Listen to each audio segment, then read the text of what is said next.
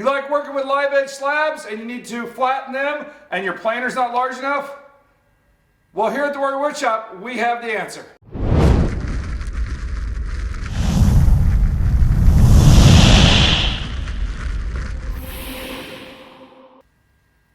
Welcome to the Warrior Woodshop. My name is Mr. Rodaway, and we have a lot of students that like to work with the live edge slabs, including my own son who took his live edge river table to the state competition and won best of medium furniture out of 140 projects in his division, and he was 4th overall for best of show out of 400 projects. So live edge is not only a cool project, it seems to be a trend that is taking off, and I don't see it going away anytime soon.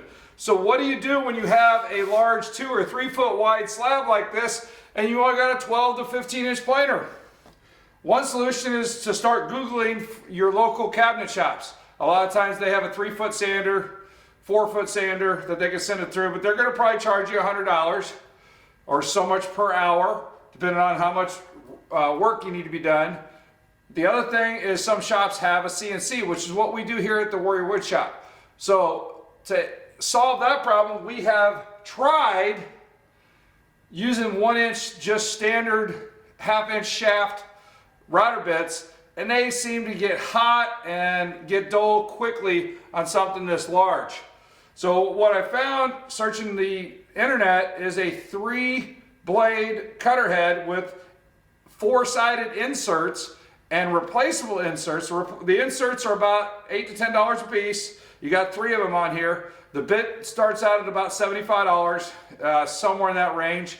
Who knows what it'll be the day you look at it. But it definitely, by having the space between the bits, I think it kept it cooler. And the bits are carbide cutters rather than high-speed steel, so they're going to last a little longer.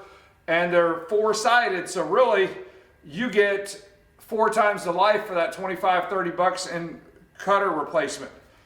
Got a little bit of sap on this one. We've done 2 of these. This slab you're looking at right here was about 9 foot long. We got 2 students that have cut it in half to make their own coffee tables.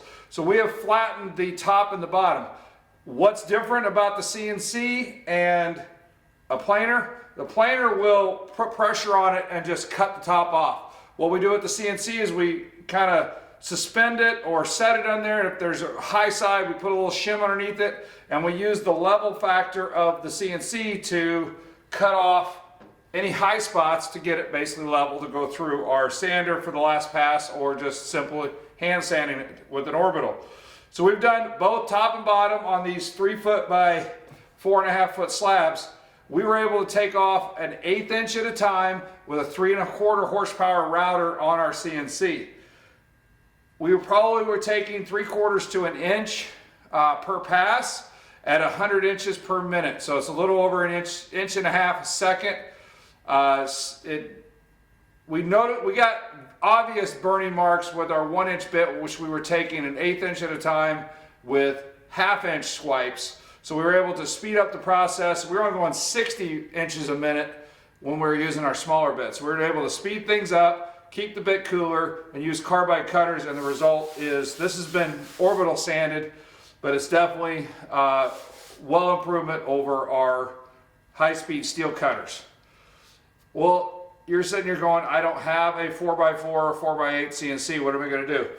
One of the current trend projects is a router sled.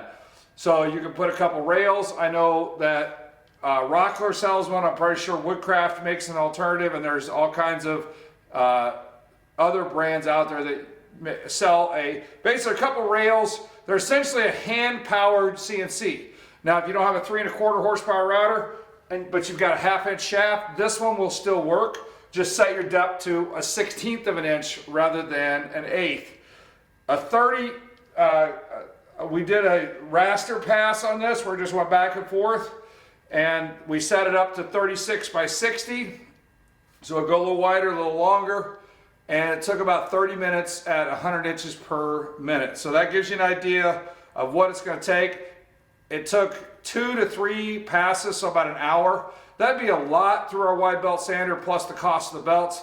These might fit through the sander, but the cost of the belt versus the cost of the bit and the amount of manipulation by hand of going back and forth through the wide belt sander. It took 2 or 3 people, where with the automated feature of the CNC, we were able to run a half-hour pass. The downside is the CNC is going to create a lot of dust. So, you know, you give a little, you get a little. So hopefully, we bought this one on Amazon. There's a link to the description, or a link to purchase that. I have no affiliation with this bit. I don't even know the name of the bit, but I want to recommend it, or this style of bit, if you are into slab flattening and have a CNC or a manual router sled. So thanks for watching. If you haven't done so, hit that subscribe button. We really appreciate those. Comment as to what your project's going to be with your live slab, and hit bell notifications so we can show you the short of this video, or even a 3 to 5 minute how they did this project, because we're taking video over the course of the year on these 2 coffee tables, and we'll put them together in a compilation at the end. So thanks for watching. All I have to say is go out and make some sawdust.